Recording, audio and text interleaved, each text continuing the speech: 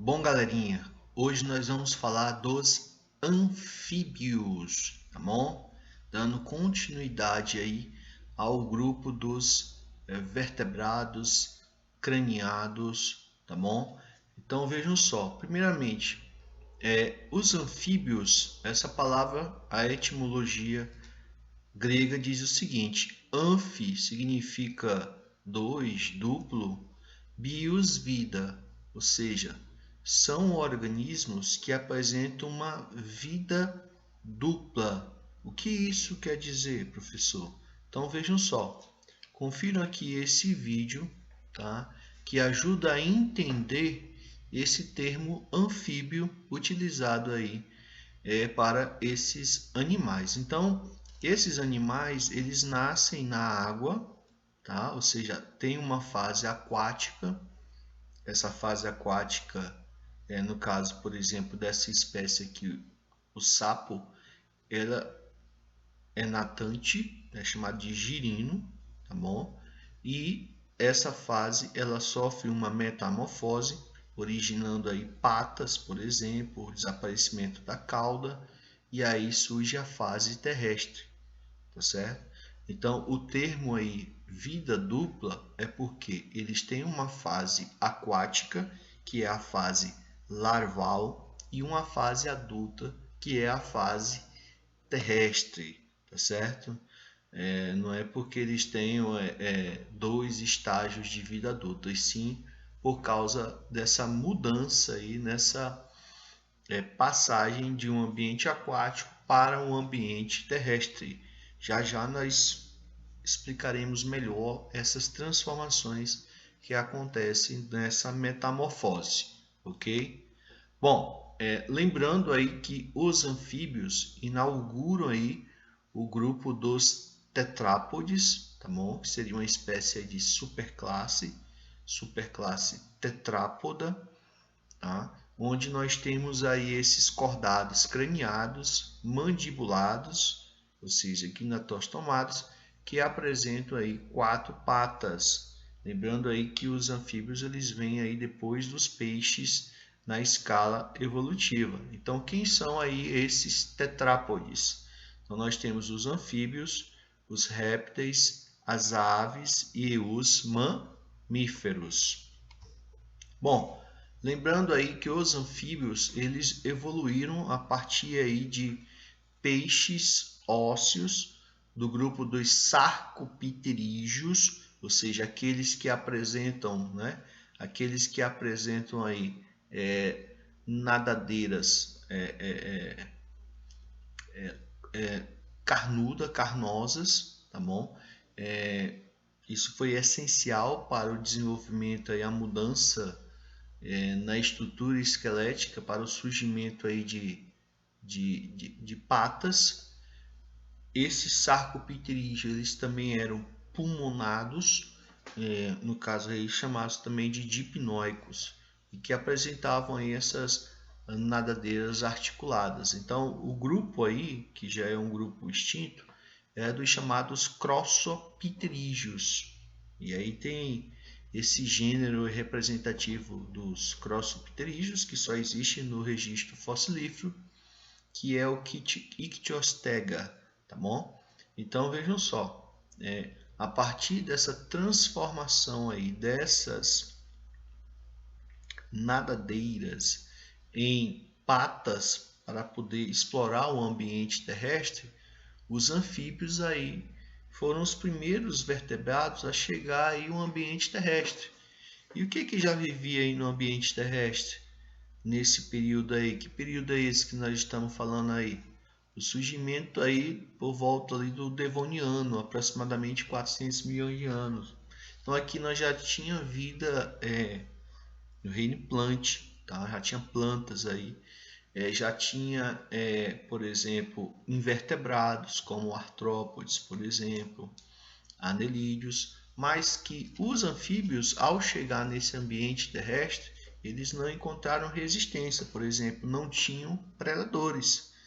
E aí eles vão, ao chegar nesse ambiente aí e entrar em contato com novos nichos ecológicos, eles vão promover aí uma explosão, tá? Nas suas populações dentro desse ambiente terrestre, tá bom? Que período seria esse aí dessa explosão dos anfíbios? Bom, então lembrando aqui a questão das eras geológicas, nós temos o Cenozoico, Mesozoico, Paleozoico e o Pré-Cambriano. Então, os anfíbios, tá? Eles teriam surgido aqui ainda no Devoniano, tá bom? Aqui no Devoniano, que é dentro da era Paleozoica, mas a sua explosão mesmo vai ser no período de formação do carvão mineral, por exemplo, que é o chamado período carbonífero, aqui chamado também de carbônico. Então, esse período do carbonífero, junto com o permiano, mas principalmente o carbonífero, é considerado a idade dos anfíbios, ou seja, onde eles tiveram aí um apogeu em número de espécies, tá? Lembrando aí que os peixes, eles surgiram aqui no Cambriano, ainda no início do Paleozoico, mas a sua explosão ela vai ser aqui no Devoniano. Então, o Carbonífero ele é conhecido como o período, a idade dos anfíbios, e o Devoniano seria aí a idade dos peixes, tá? Mais na frente aqui nós vamos ter a idade dos répteis, que é o tema da nossa próxima aula, ok? Bom, então que características permitiu, por exemplo, esses anfíbios obtivesse aí esse apogeu aí no período do Carbonífero, tá bom? Então, como eu falei para vocês, o fato de não encontrar no ambiente terrestre predadores ainda para eles, tá bom? Então, as características gerais desses anfíbios, eles têm pele fina, tá?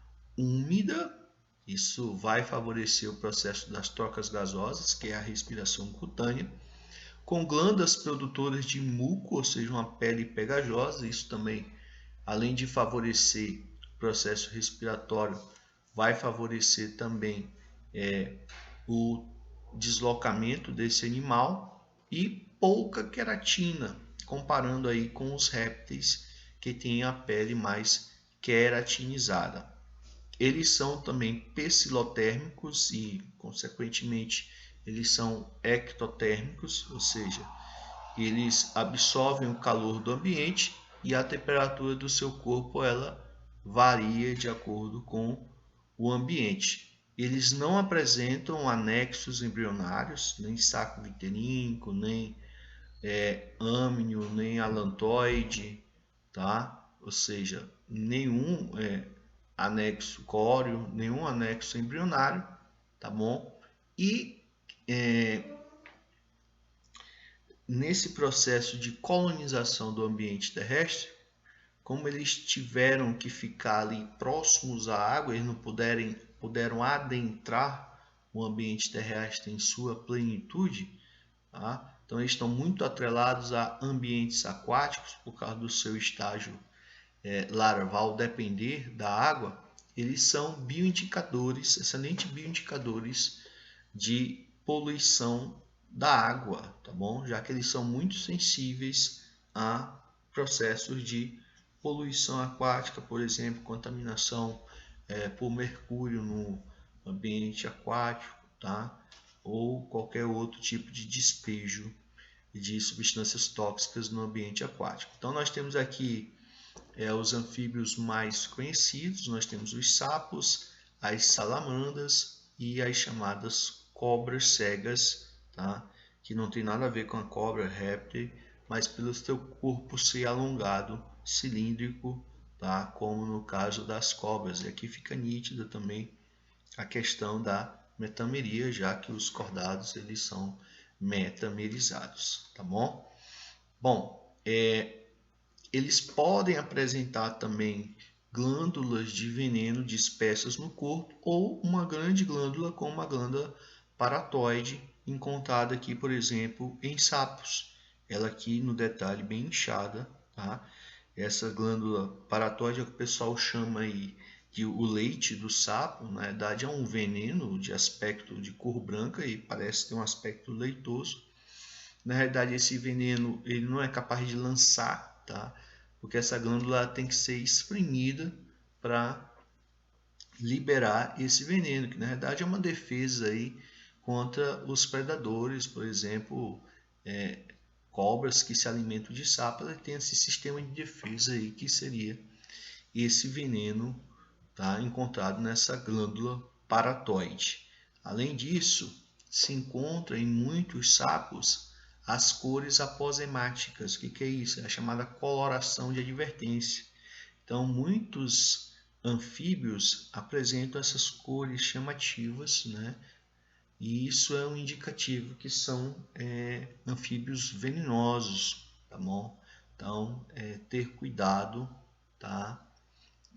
Em encontrar esses animais na mata. Vocês sabem aí que o Brasil, a floresta amazônica, ela tem a maior biodiversidade de anfíbios do mundo, tá bom? E os predadores desses animais se afastam na presença desses indivíduos com essas cores chamadas de aposemáticas. Bom, a questão do endoesqueleto ósseo deles tem algumas novidades evolutivas em relação, por exemplo, aos peixes ósseos, como são os seres terrestres. Eles apresentam aqui a questão dos dois côndilos no occipital, que é o occipital é esse osso de trás do crânio, da nuca do crânio. Tá? Aqui essas duas projeções chamadas de côndilos, que ajudam onde músculos do pescoço se inserem, ajudam aí na sustentação do pescoço, e a presença aí da cintura escapular e da cintura pélvica, que permitiu o desenvolvimento dos membros anteriores e dos membros posteriores, tá? Para que eles tomassem essa postura quadrúpede e pudesse aí se movimentar no ambiente terrestre, vencendo aí, por exemplo, a questão da força gravitacional. Bom, o sistema digestório desses animais, né, é um sistema digestório completo, que é uma característica de todos os vertebrados, é composto de boca e a terminação é a cloaca, onde desemboca, por exemplo, o reto, né, o ânus, desemboca a região responsável pela liberação dos gametas, é onde é liberada a urina desses animais, ou seja, é uma estrutura aí onde é excretada fezes, urina, gametas e, né, em caso, por exemplo, de femininos, onde saem os óvulos. Alguns não têm dentes, tá? Os sapos, por exemplo, não têm dentes. Eles apresentam uma língua muscular e protátil, como você mostra aqui, né? Que ele lança essa língua a uma longa distância, aqui no detalhe também, onde ele está utilizando aí para se alimentar aí de moscas, tá bom? Os demais órgãos internos são muito parecidos com órgãos do sistema digestório de humanos, com a presença de glândulas anexas, como pâncreas, fígado, né, a presença do esôfago, estômago, intestino delgado, intestino grosso. Isso aí não se modifica. Em relação ao sistema respiratório, no estágio larval eles têm respiração branquial e no estágio adulto dois tipos de respiração, cutânea e pulmonar.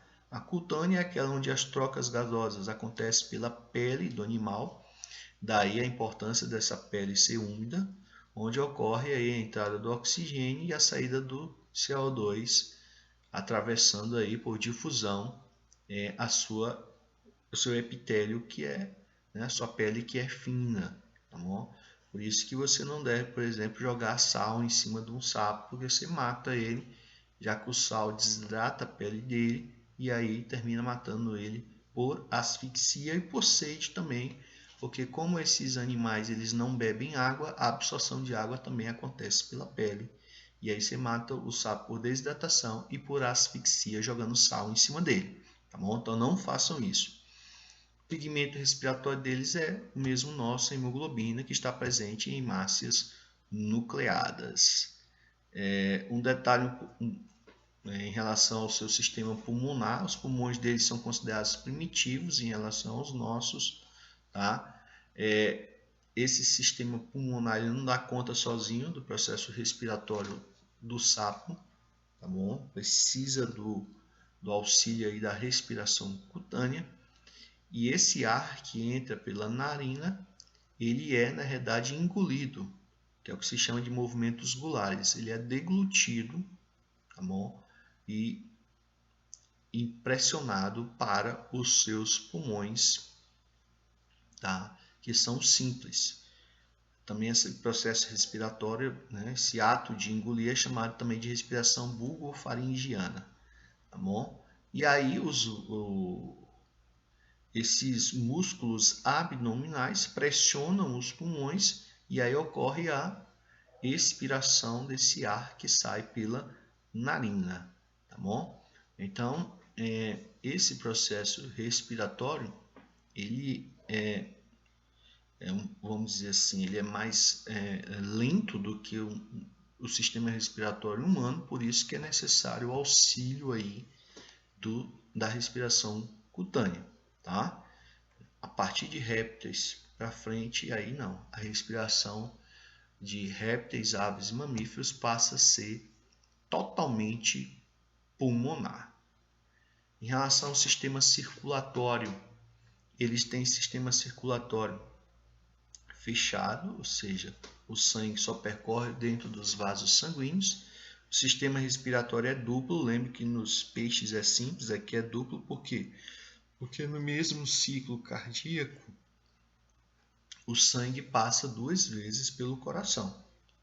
Do lado esquerdo ele passa arterial e do lado venoso, do lado direito ele passa venoso. E é incompleto por quê? Porque ocorre mistura de sangue venoso com arterial e ocorre a nível de ventrículo, tá bom? Então olha só, o coração ele é tricavitário e tem 3 câmeras, 2 átrios e um ventrículo. Então o átrio esquerdo, por exemplo, ele é abastecido com o sangue que vem lá dos pulmões e o átrio direito é abastecido com o sangue venoso que vem lá do organismo. E aí os dois átrios empurram o sangue para o ventrículo, onde nele ocorre a mistura. E aí esse ventrículo expulsa o sangue oxigenado, aqui tem uma bifurcação, para oxigenar o tecido, e outro, o venoso, né, junto ali, misturado, que vai para os pulmões para ocorrer o processo de hematose. Então, esse sistema respiratório é chamado de incompleto porque há mistura de sangue arterial com venoso a nível de ventrículo. E isso é ruim do ponto de vista evolutivo, porque isso termina diminuindo a oferta ou complicando a oferta de oxigênio para as células. O sistema excretor deles, da mesma maneira que em peixes, é composto de rins mesonéficos, que ficam a nível de cavidade torácica, e esses rins mesonéficos eles filtram tanto o líquido celomático quanto o sangue, coisa que já foi explicado em aulas anteriores, tá bom? E aí essa urina recolhida ela é eliminada, né, pela cloaca, onde desemboca também o final do intestino. Lembrando que a excreta dos anfíbios pode ser de 2 tipos. No estágio larval é a amônia e no estágio adulto é a ureia, tá bom? Em relação ao sistema nervoso e sensorial, o encéfalo é composto por 10 pares de nervos que partem do crânio e se ramificam para inervar todo o corpo, por exemplo, os membros inferiores e posteriores, cerebelo deles pouco desenvolvido, órgãos dos sentidos, os olhos têm pálpebras, olhos com pálpebras, que é uma novidade, as pálpebras, e glândulas lacrimais. Outra novidade é a questão do ouvido médio. O peixe só tem interno, né? Ouvido interno, eles têm ouvido médio. onde aqui existe a membrana timpânica, que faz parte do ouvido médio, ele só não tem o ouvido externo que nós temos. A membrana timpânica, que vai ser responsável por vibrar e retransmitir o som captado do meio. Fossas nasais com epitélio olfativo. Então, eles também são dotados de olfato.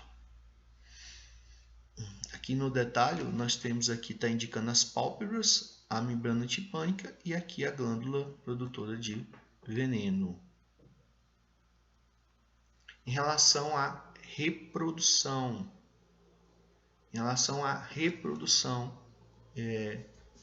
os anfíbios eles são dioicos, ou seja, tem um macho e a fêmea. Tá? A maioria das espécies é de fecundação externa e desenvolvimento indireto com estágio larval. Tá? Então veja só, você tem aqui o adulto, que representa a fase terrestre. O macho e a fêmea se acasalam na água. Detalhe aqui, o coachá, ele faz parte do comportamento de corte para atrair o parceiro sexual. Esse termo amplexo, ele se refere ao ato sexual em si, onde o macho ele fica na posição de cópula com a fêmea. Entretanto, eles não são de fecundação interna, então o macho ele não tem o órgão copulador, tá bom? Não tem o pênis. E aí o macho ele dá esse abraço na fêmea, tá? Como forma de estimular ela a liberar os óvulos. E, consequentemente, ele libera os seus espermatozoides, tá bom? E aí a fecundação ela vai acontecer aí na água. Por isso que a fecundação ela é externa. Desse ovo gera-se um embrião, tá aqui o ovinho dos anfíbios, gera um embrião, onde desenvolve-se uma larva chamada de girino. E aí o girino nada por um certo tempo, se alimenta ali de plâncton e começa a sofrer o processo de metamorfose, onde as suas nadadeiras vão sendo substituídas pouco a pouco por patas. A cauda ela começa a regredir com a ação lá do processo de autofagia dos lisossomos, ok? O sistema branquial ele se fecha e passa a surgir os pulmões no local, tá bom? E ocorre também a mudança do processo de excreta nitrogenada, que deixa de ser amônia e passa a ser ureia.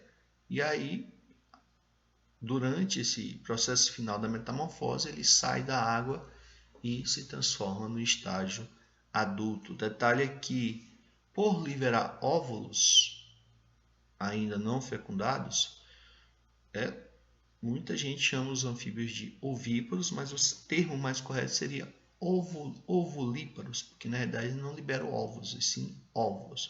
Mas a nível de questões você pode considerar eles sendo ovíparos, tá bom? Eles sendo ovíparos, tá?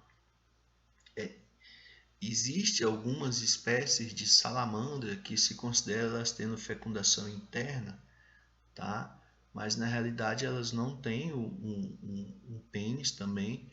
Na realidade essas salamandras elas liberam uma cápsula com o espermatozoide e ela usa os membros para introduzir essa cápsula com espermatozoides dentro da cloaca da salamandra fêmea.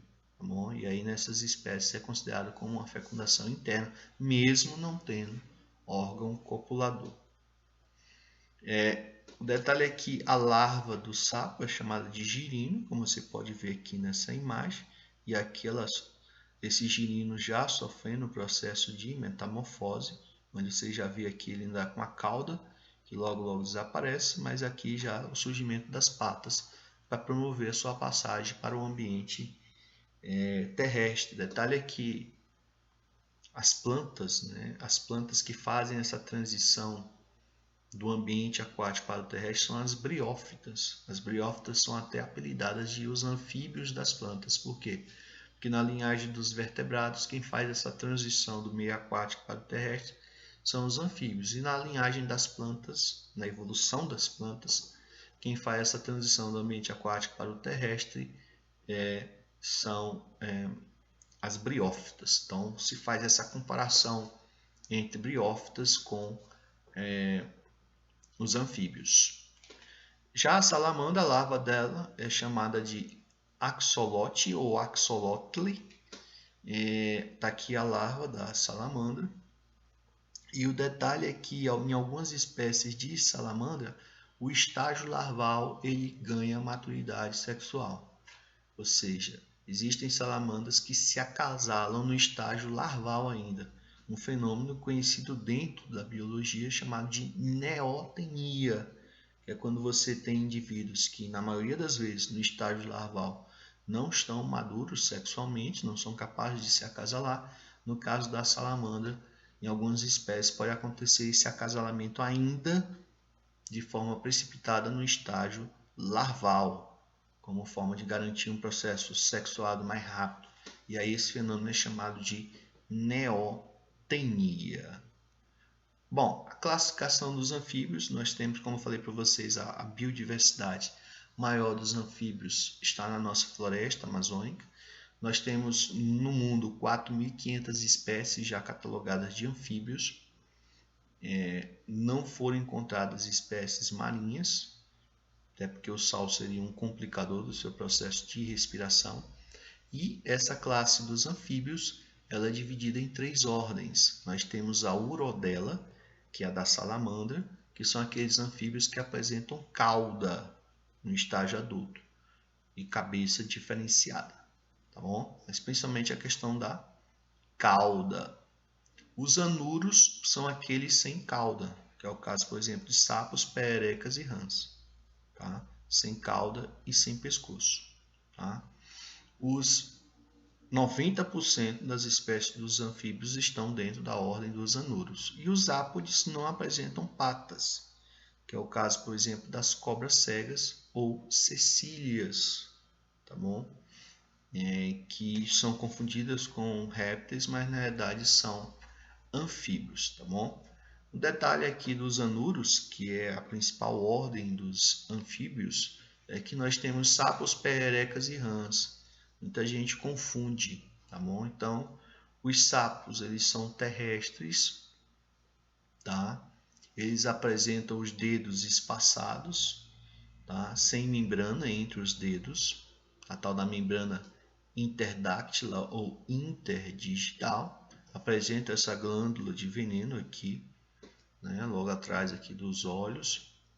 As pererecas, elas têm pernas bem longas em relação aos sapos, tá? E a presença na ponta dos dedos desses discos ou botões adesivos, que fazem com que elas consigam se aderir, tá? Encontrado, por exemplo, pessoal encontra muito em banheiros de casa e são capazes de dar grandes saltos. E as rãs, elas são aquáticas, tá? Elas são muito parecidas com os sapos, só que você vê aqui, ó, que elas apresentam como se fossem pés de pato, ou seja, elas têm essa membrana interdigital, tá? Para facilitar o processo de natação, tá bom? Então nós temos os sapos, perecas e rãs. Professor, e as gias? Então, as gias normalmente é o nome adotado para aqueles sapos comestíveis, tá? Aqueles sapos que são de criatórios e que muita gente utiliza eles na alimentação, tá bom? Bom, uma curiosidade aqui que é a membrana nictante. Essa membrana nictante, ela existe na realidade em peixes, anfíbios, répteis, aves e mamíferos, ou seja, nos 5 aí principais grupos, né, nos 5 principais grupos de vertebrados. Essa membrana nictante, ela é uma membrana que recobre o olho, ela é capaz de, ela é dotada de musculatura que ela pode recobrir, cobrir e depois descobrir o olho. E para animais aquáticos é essencial, funcionando aí como se fosse um óculos de mergulho protegendo, né, da entrada aí de ciscos quando esse animal está submerso. Em aves isso é muito importante também para proteger aí dos voos.